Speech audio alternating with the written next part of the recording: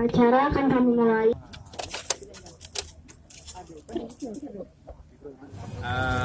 Kali ini saya mewakili Pak Kadil PJPJ Aceh dan mungkin bersama dengan Pak Kepala Kantor Instalasi Imigrasi Karantina Banda Aceh menyampaikan bahwa kali ini kita melakukan pemusnahan barang-barang hasil penindakan, Pak, yang kita lakukan selama tahun 2017, Pak, ya, 2017 sampai 2018.